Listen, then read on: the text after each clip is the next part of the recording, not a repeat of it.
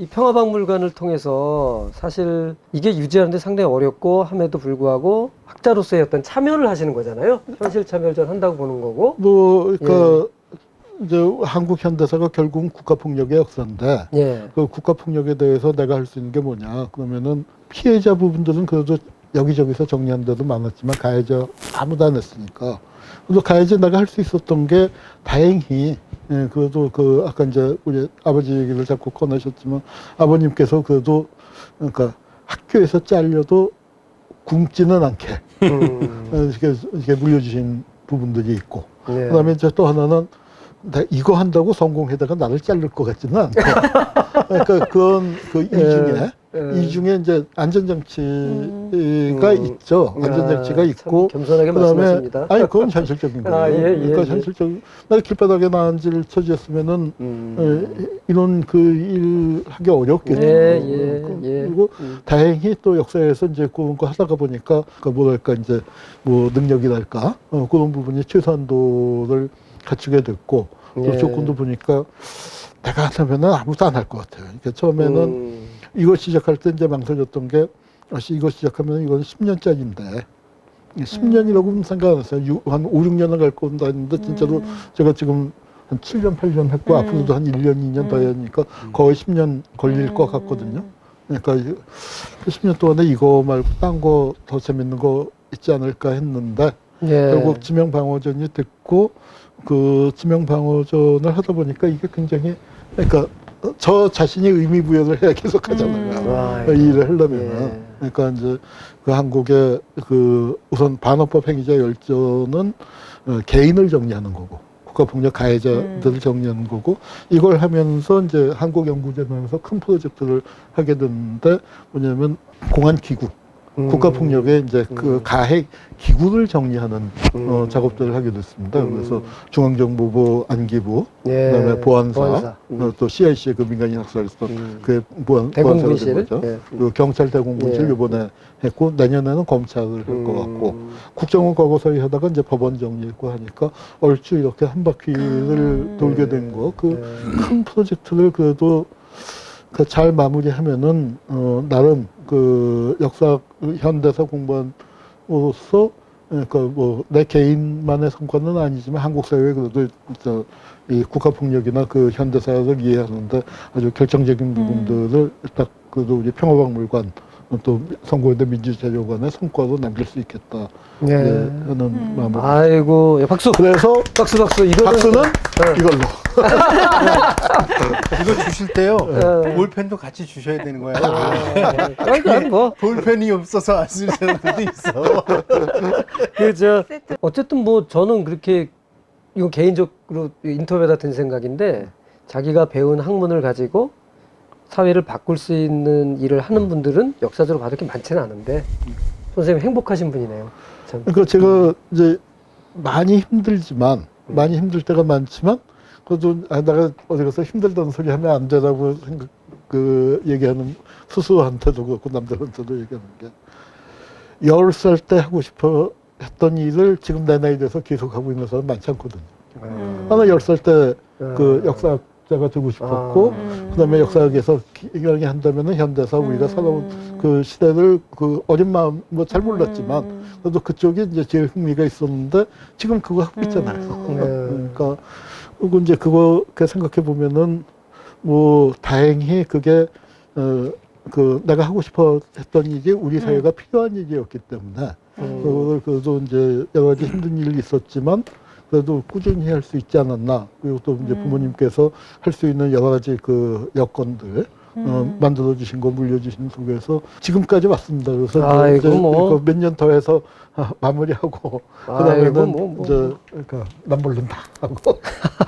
아니 근데 내친 김에 이것도 뭐 여기 질문 있을까? 그 지금 뭐 저술 번역 공제에서 한 80여 건 하셨고요. 저는 사실 선생님의 그 스칼라피노 교수의 그 한국 공산주의 아주 뭐 재밌게 뭐 여전히 뭐 번역하셨잖아요. 번역이죠. 근데 번역도 너무 잘하셔가지고 전 원문도 좀 봤어요 앞에. 아 그러세요? 근데 번역이 워낙 잘 되니까 차라리 번역이 더 나은 것 같더라고요 저는. 근데 어쨌든 제가 드리고 싶은 말씀은 이렇게 많은 저술 중에 가장 애착이 가는 게 뭡니까? 가정의 책이에요. 이겁니까? 저는 제일 많이 팔린 거고. 예, 이거 제일 많이 팔렸습니다. 예. 그 지금 공개는 안 됐지만, 예. 그러니까 이 반어법 행위자일지는 뭐 제 개인 저술은 아니지만 이거 하고 그다음에 지금 그 이제 지금 보고서 형태로만 나왔고 그 이제 나중에 단행본으로 그러니까 바꿔서 내야겠지만 지금 그러니까 안기부 보안사 그다음에 중앙정보부 안기부 그 책이 한 900페이지쯤 돼요. 그 보안사도 한 900페이지 되고 이번에 대공무실 한 것도 이제 그만큼 되는데 이렇게 꽂아놓으면은 이렇게 그 뚱뚱한 책이 세 권 꽂혀 있는데 그거 하고 이제 내년에 검찰 하고 하면은 그 시리즈 같은 것들은 뭐 개인 저술하고는 좀 거리가 있지만 그래도 제가 작업 중에서는 그렇죠. 이거는 이제 좀 개인적으로 작업을 한 거고 그러니까 한번 좀 재밌게 놀았다.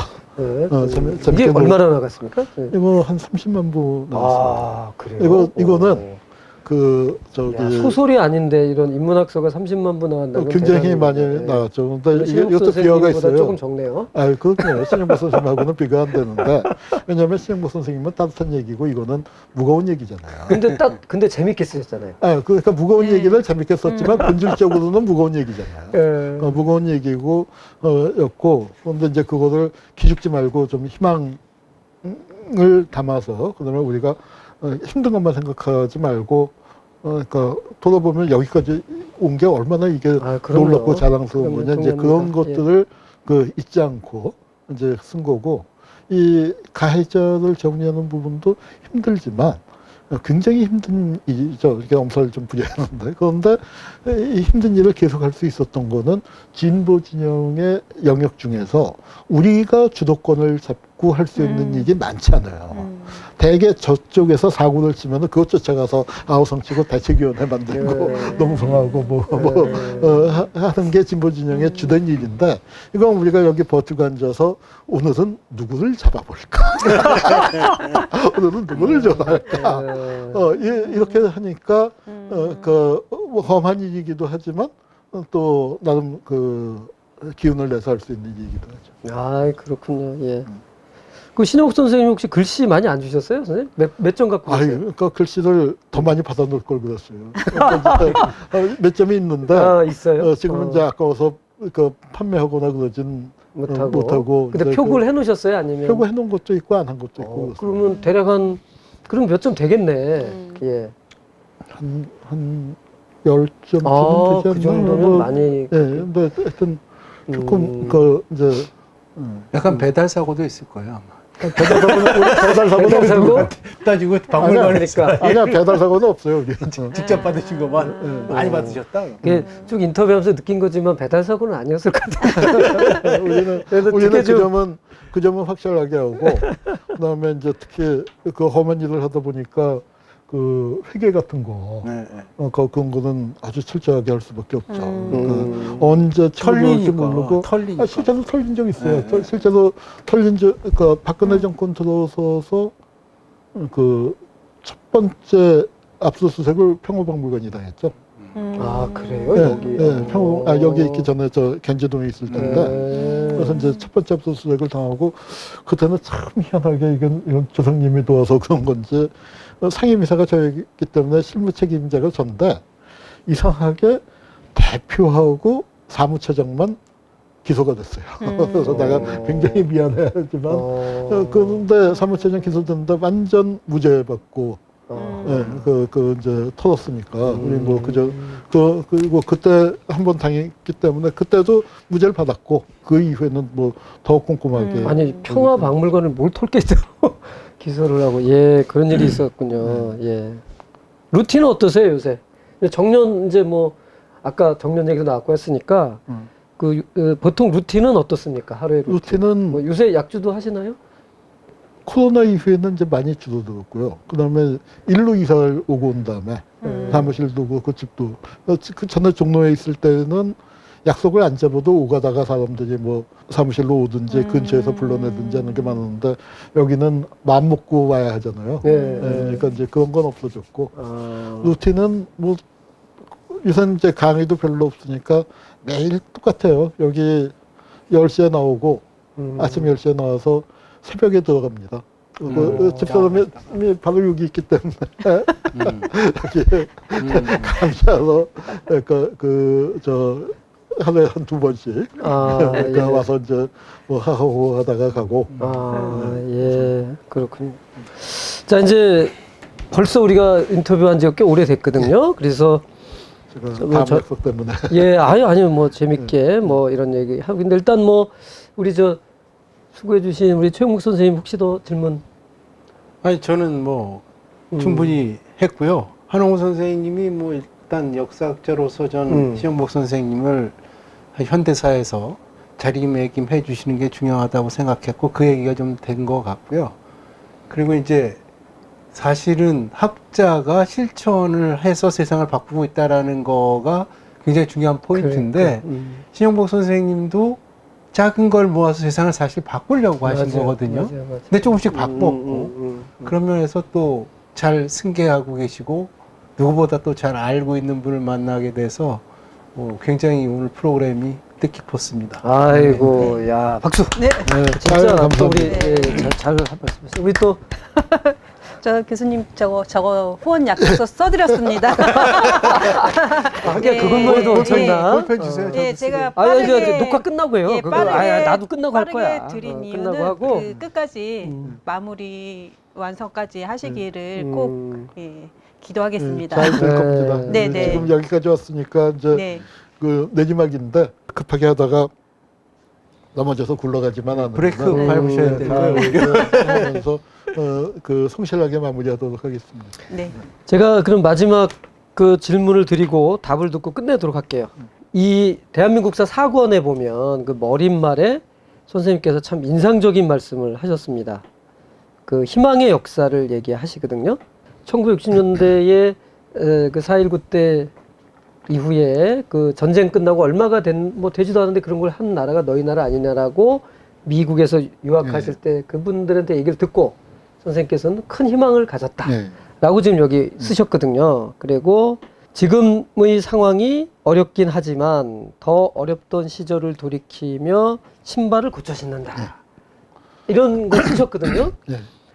그런데 15년이 더 지난 2022년 지금 대한민국의 상황이 매우 화성합니다. 그래서 이런 상황에서 바로 이 서문과 같은 말씀이 유효한지 아니면 또 선생님께서는 어떤 다른 생각을 갖고 계신지 좀 우리 많은 독자들에게 한국 현대사의 대가로서 저 말이 유효한 게 네. 굉장히 기분이 안 좋습니다. 왜냐면은 네, 네. 아니 그 뭐 다른 이유가 아니라 네. 전부 똑같은 말을 지금 해야 하잖아요. 네. 나는 동의반복을 해. 나는 예. 과거사 전문가인데 예. 내가 지금 과거사 위를 딱 하나만 만들어서 당신이 마음대로 조사하라고 하면은 내가 조사하고 싶은 게 뭐냐면은 어떻게 촛불로 잡은 정권을 5년 만에 내주냐.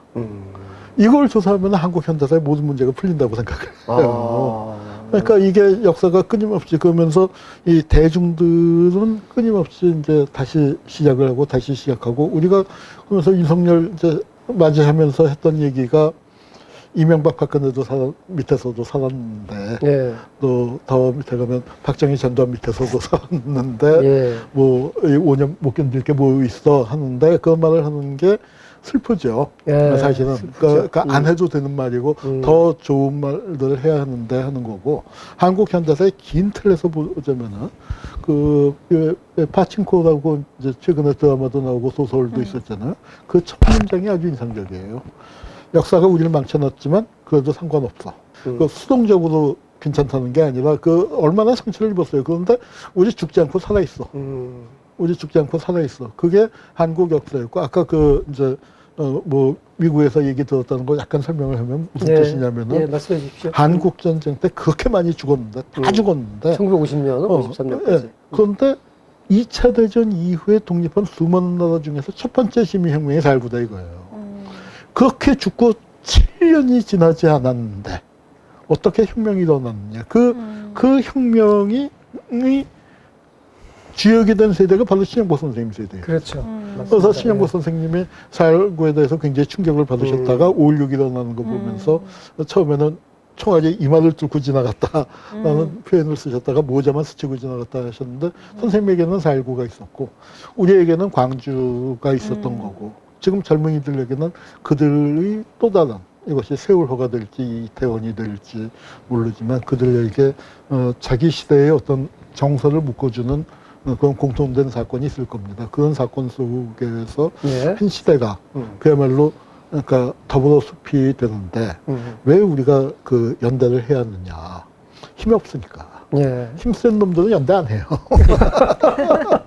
그러니까 우리가 힘이 없는 사람들이 그렇게 그 더불어서 숲을 이루고 숲을 이뤘을 때 우리가 그 속에서 숲이라는 게 좋은 건 뭐냐면은 쉴 때가 있잖아요. 어떻게 마라톤만 하겠습니까?